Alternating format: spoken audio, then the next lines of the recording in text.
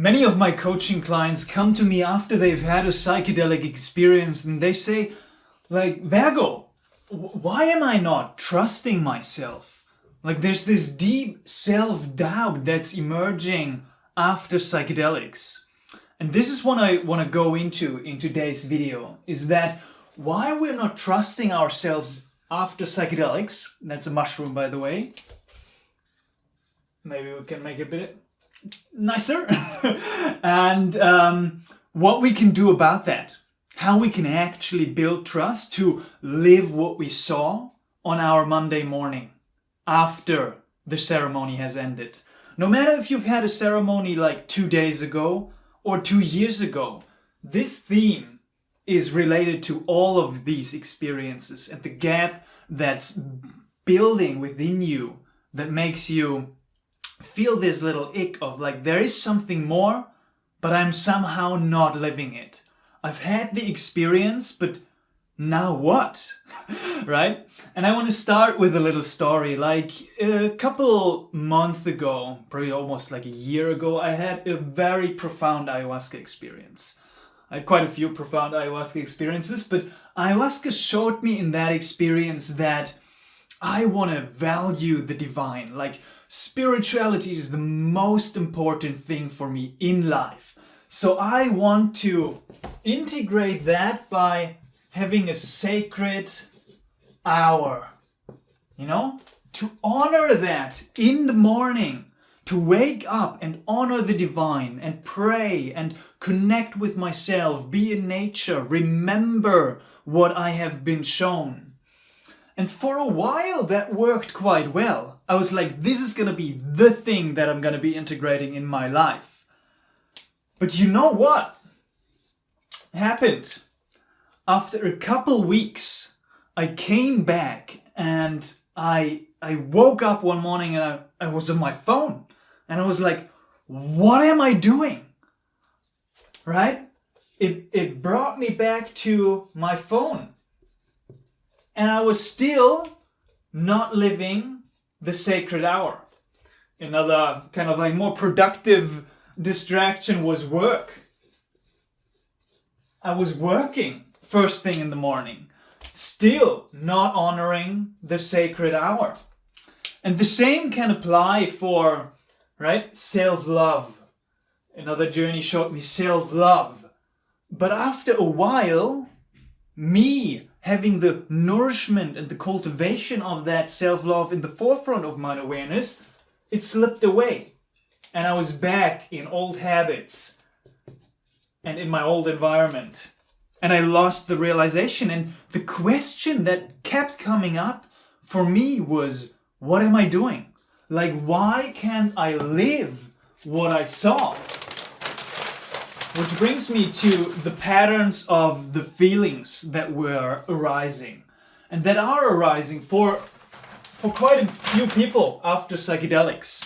The one is the confusion, right? That's the first step. It's the recognition of, I know what I want to do. I know what's kind of important to me. I know how I want to live, but somehow I'm not doing it.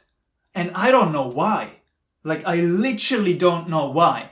There's something that keeps me from embodying my realization, but somehow I don't really know why.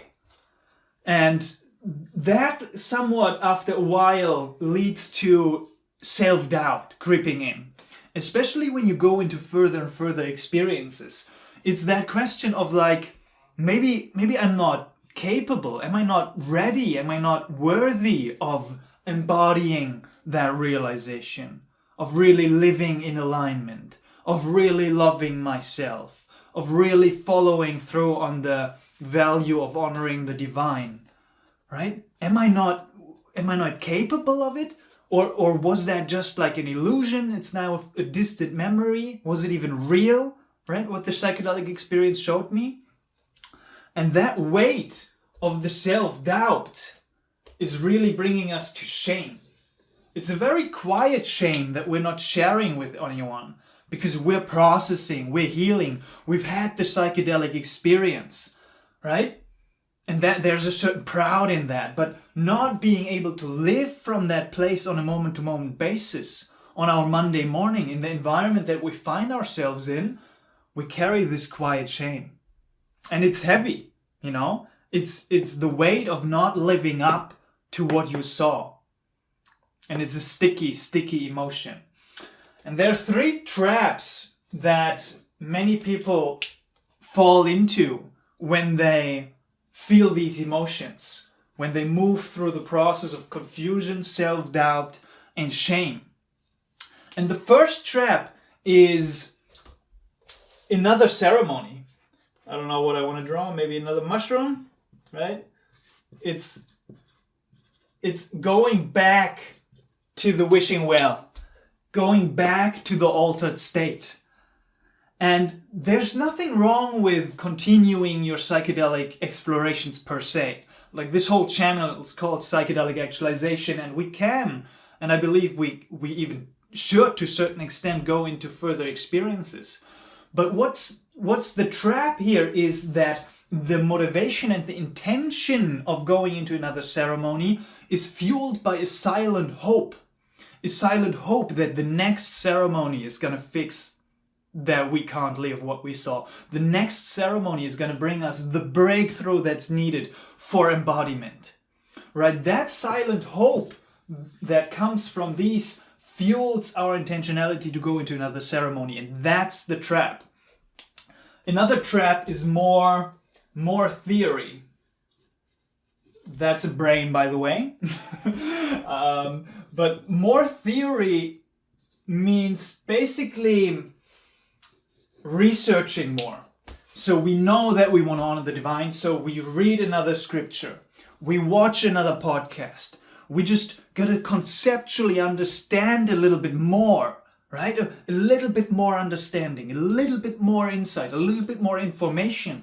And so we consume information, and we again seek for a solution in the outside, that there's going to be a missing piece that's going to fix our confusion, our self-doubt, and our shame.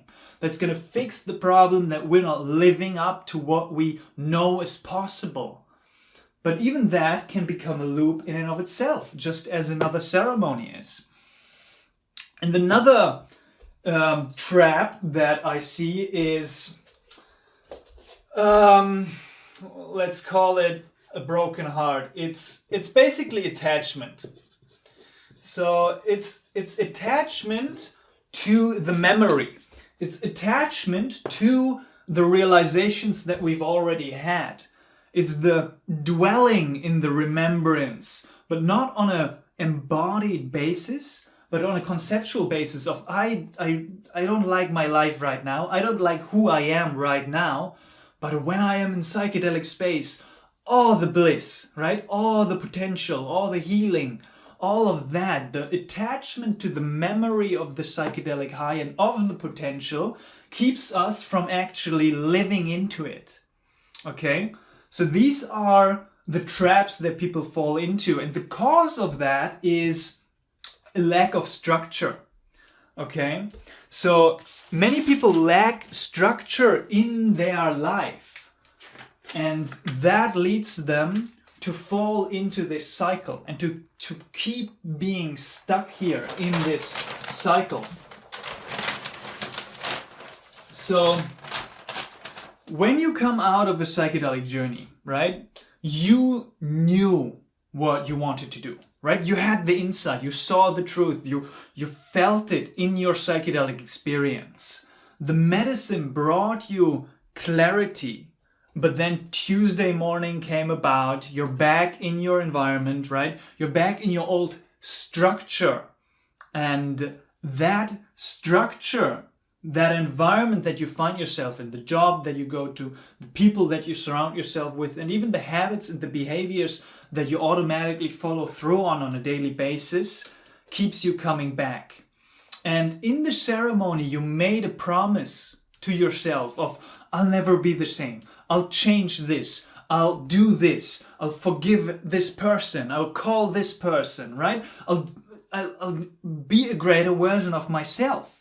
But every broken promise that you had afterwards costs you self-trust, right? The revelations in the ceremony themselves are real, but all these promises that you made to yourself that you couldn't follow up on are lowering your self-trust. They're actually feeding into your self-doubt of why can't I live what I saw, right?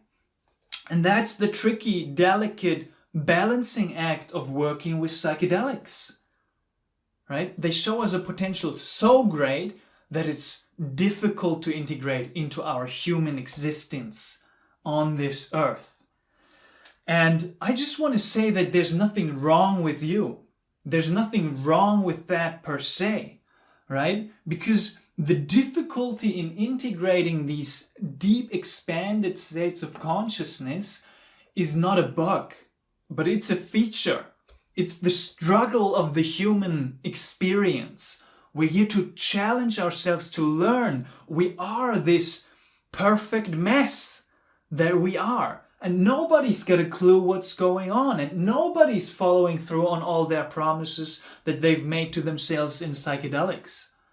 Right? So there's nothing wrong with you. But many people do lack a structure that helps them to let the insights of their experience blossom within their own being, so it's reflected in their environment, right? That your environment is just automatically pulling you back, right? There's nothing that has to do with you being a failure. So just as a few words of acknowledgement and validation. But still, we're in this predicament of wanting to turn our altered states into altered traits, right? We do want to transform our flashes of illumination into abiding light. We do want to hold on to what we have seen and live from that place. But like, what's going on, and what does it take for us to live from altered traits, to cultivate these altered traits, to embody what we saw, to really integrate our experiences and cultivate that self-trust? And for that, I want to share a little analogy. Can you guess what this is? Ginger tea. This is a mirror. I don't know how to paint a mirror. Like, maybe it's a bit fancy one, and it's got like these like cool little things. But this is a mirror, okay? But when you look in a mirror, it's like going into a psychedelic experience, right? Going into another ceremony is looking into the mirror. But the mirror is only showing you what you are, right? When you go to the mirror and you find out that your hair is a mess, you know?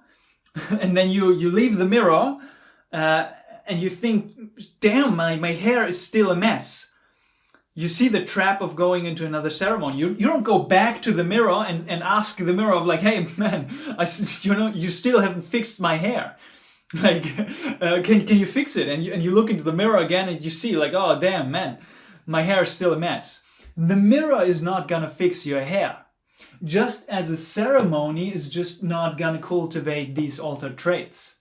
Right? It's a wrong set of tools. The psychedelics are great for altered states, for showing us our potential, but the altered traits and actually fixing our hair and, living what we saw is going to be determined by how we show up on a moment-to-moment basis in our daily life. And that requires different tools. That requires different technologies, different techniques, like a comb, right? to comb your hair. So this is kind of like an analogy that shows us what's needed for us to really live what we saw, right? And did I miss some? I think I did not. But yeah, the real cause of what's pulling us back is psychological gravity, or Jamie Wheal also calls it egoic calcification. Right? After our most profound and transformative moments in altered states, in psychedelic experiences, we have this immense potential for the calcification of what we saw, right? It gets harder to remember. It's not going to be applied. And it's what I call, the cause of that is what I call psychological gravity. It's the pull of your environment. It's the pull of your mind to close down again, right? Because you've had this altered state, you've had this expanded state of consciousness, but the psychological gravity is automatically going to put you into its little box again, into where it feels comfortable. The neuroplasticity of the psychedelic experience fades away if it's not properly integrated into its old ways of being. The mind forgets, right? We're very forgetful beings, and right, that's it. The mind likes to normalize transformative experiences, peak experiences. It likes to put a narrative onto our experience that serves the mind and the ego in the moment. And that's just like the natural pull of our psychology, of our mind. And that pull is stronger than insight alone most of the time, if there's not, right, the structure to live in. Because the momentum of psychological gravity is stronger than our motivation or our will to change. So if there's not a structure in place, it's going to be hard for us to work against this natural tendency of the mind. So what we are asking ourselves then in and after psychedelic experiences is basically, are you bringing back something that's a gift? Are you bringing back something from what you have seen, right? What are you bringing back from what you have seen? Are you applying what you have seen in psychedelic space into your life? And are you giving back what you have seen and realized in psychedelic space? Are you growing corn? Are you contributing? Right? Because without these three, without bringing something back from the space, if it's a vibrational state of being or a painting of art, without applying what you have seen into the way you relate to others and to the world and the way you relate to yourself, and without giving back something to the world in a matter of service, in a matter of devotion, you haven't really seen anything. You've fallen back into psychological gravity, into your small, comfortable little mind space. Because let me be honest with you, nobody cares what you have seen in psychedelic space. Nobody cares about your insight, but what matters is how you live based on that. Like now, not in the past, right? Now, on a day-to-day basis, today, basically. Right? So, what most people fall into is basically the old way of having an insight, being confused, why can't I live what I saw? I don't know what to do, I'm paralyzed, and I'm pulled back into my old environment. And that keeps us stuck. The possibility here, with a certain sense of structure that we can install into our life, is that we have an insight. It lives inside our structure, and the seed of the insight can blossom and bring us into momentum. Right? It's from chasing another altered state, paralysis, bringing us back to the high, bringing us into chasing an altered state, of transforming what we have seen into an altered trait. I don't know how to paint an altered trait. Maybe like, I don't know, a smiley face. Having an altered trait. It's going from mistaking the mirror as the medicine to seeing that our daily life and how we show up is the medicine. Like you are the medicine. It's from waiting for clarity to emerge to acting your way into clarity. I'll draw maybe like a hand. That's a hand. So instead of being pulled back into our old environment, into people that are draining our energy, into our phone that keeps us pulling back, or going into another psychedelic experience, being confused and paralyzed and just overwhelmed with this whole stuff of what's going on, we have an insight, we have a structure, we build momentum, and we're living based on what we saw. We're integrating what we are being shown, right? So insight in the psychedelic experience is real, either way, but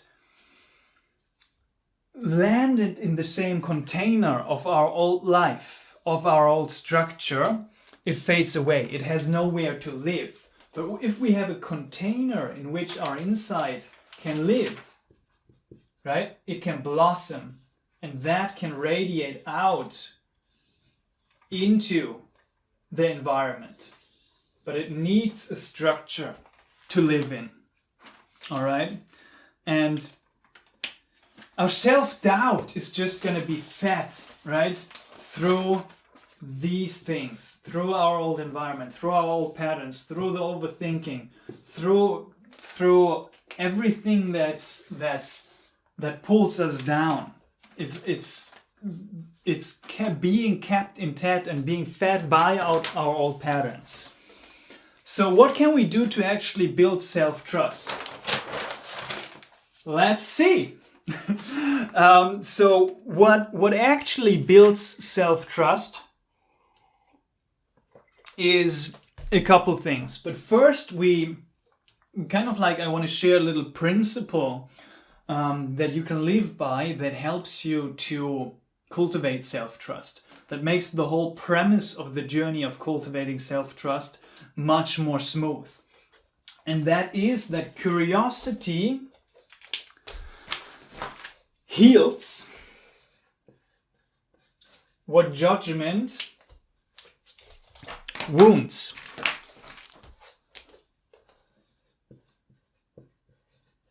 Curiosity heals what judgment wounds.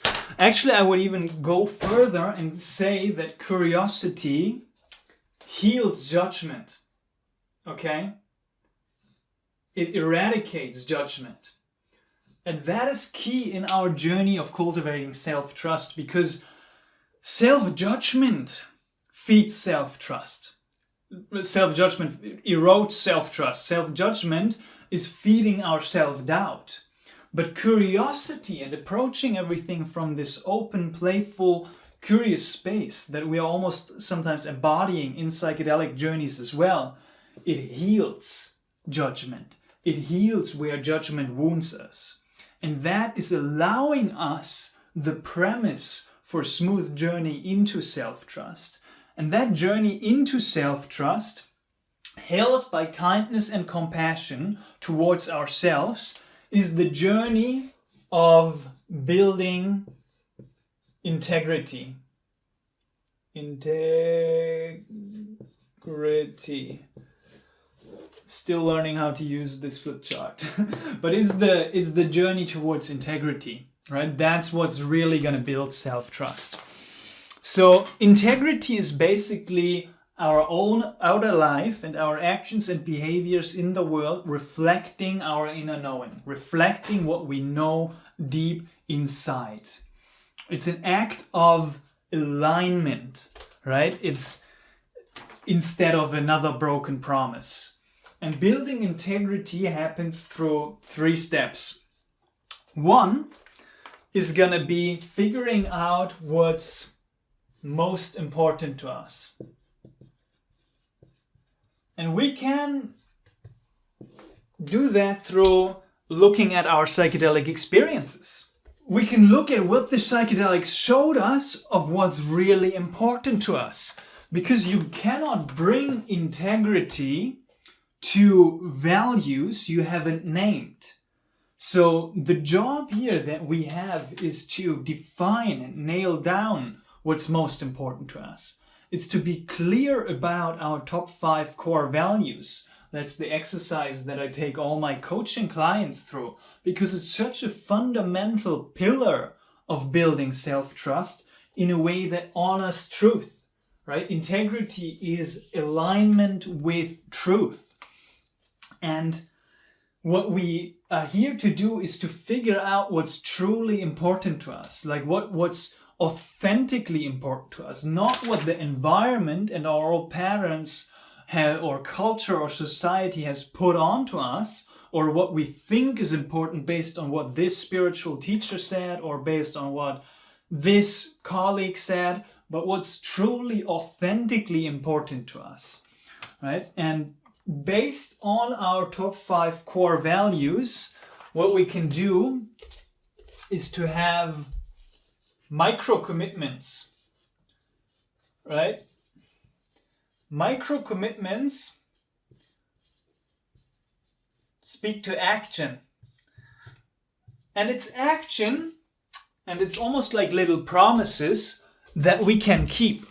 It's promises that are so easy to keep that they inevitably build self-trust, right? And if we fall off, we meet ourselves with compassion and with curiosity, and we try again. But that, for example, means that, okay, I want to live a little bit more healthy. So I'm just gonna drink a half a liter of lemon water each morning. Hey, I want to connect to the divine a little bit more. So first thing in the morning, I am gonna sit for 1 minute in meditation. These are small, specific, and actionable, keepable steps that you can take on your Monday morning. Another one, circling back to my story of the sacred hour, one thing that helps me to follow through on the sacred hour, not be on my fucking phone in the first thing in the morning, is to lock my phone away. I literally have like a box that I cannot open if I press a button, where I put my phone into, you know, and then it's gone. So I put it in here, and for the rest of the day, like from 9 p.m. until boom, whatever, like 9 a.m. in the morning, it's gone. Like that's a promise that I can keep, because I don't need that thing either way, in the mornings or in the evenings.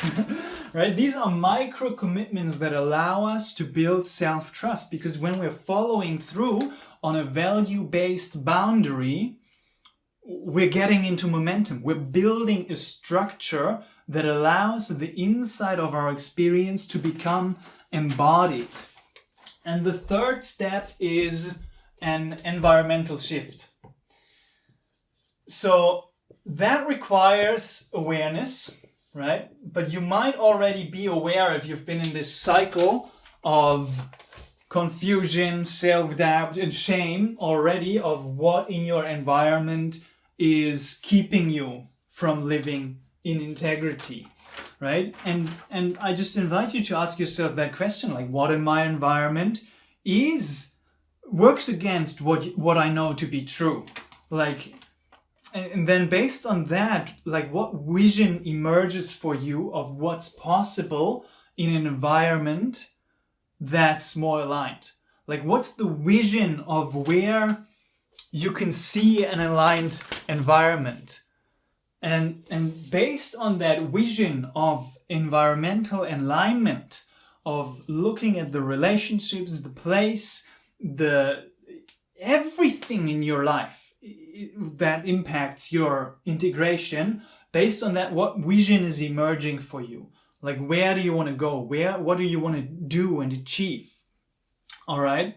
And based on that, what are the steps that are needed for you to take to move into that direction? And I know it's tough, but because you probably defined what's most important to you, there's a strong reason to just move with that, right? And this is a tough nut for many to crack, because the environment might mean that you're financially dependent on your parents, right? You are in a country that doesn't support you or doesn't value your psychedelic explorations, right? So these are very deep things. These are very, very hard things for many people, where judgment, self-doubt, and kind of like a deep doubt of not knowing if it's possible is coming in. But what I can say is that it is possible. If you have a greater vision of another country that you want to live in, financial independence that you build up through your own gifts of what you give out into the world, I know that it's possible. So if there is a greater vision of where you want to go, you can define the steps that take you there. And that brings about an environmental shift that allows you to live in greater integrity. All right, so based on these, basically you act yourself into clarity. You're not waiting for clarity to emerge. You're not waiting for integration to happen, but you act into it. You're purposely living now based on what you saw, instead of letting psychological gravity turn you over and grab you back into an environment that's not aligned. And I just want to say, if you're still here, that means something. You know, if you've listened to my rambles and to my super fun drawings right here, that means something. That shows me something about you, because you know what's true for you. Like, what you know to be true is deep within your heart, based on the altered state experience that you had, based on the expansion that you had. But waiting for it to fix itself is not going to do anything, because there is a cost. That's a clock, by the way. There is a cost of waiting. There is a cost of letting psychological gravity pull you deeper and deeper into its pull, right? It's kind of like the gap between your insight and what you know to be true and the way you're actually living in your day-to-day life. It grows wider. The self-doubt is feeding every day you're not taking action. It's nourished by that of that feeling of being stuck. So it's quietly growing, right? You might not even know that inaction is keeping you and letting you grow the self-doubt, and is keeping you from building the self-trust. So you had the insight. I had to write it here because that's the light bulb. Now it's time to live, to take action, to live it today, right? And if that resonates, if you are still here, if you're still listening, if something in this video resonated with you, I do offer one-on-one integration coaching. And if you just want to share with me what's one thing that you want to do today and where you're most stuck, then send me a DM on Instagram at Psychedelic Actualization. Or you can also book a call directly with me through the link in the video description, where we can communicate and see where you're at and where you want to go, and how we can create a life for you with accountability, with support, with a certain structure in place that allows you to live your truth, that allows you to wake up on Monday morning, to be excited, to know exactly who you are and where you're going, and you're actually following through, and you're actually taking action towards that, to live based on the insight you've had. So if that sounds like something you're interested in, you can book a call. Otherwise, apply what you've learned today, and let's move this journey together. Wishing you all the best. Let's have a beautiful rest of your day, and watch this masterclass next if you're curious about a deeper exploration of psychedelic actualization. Much love.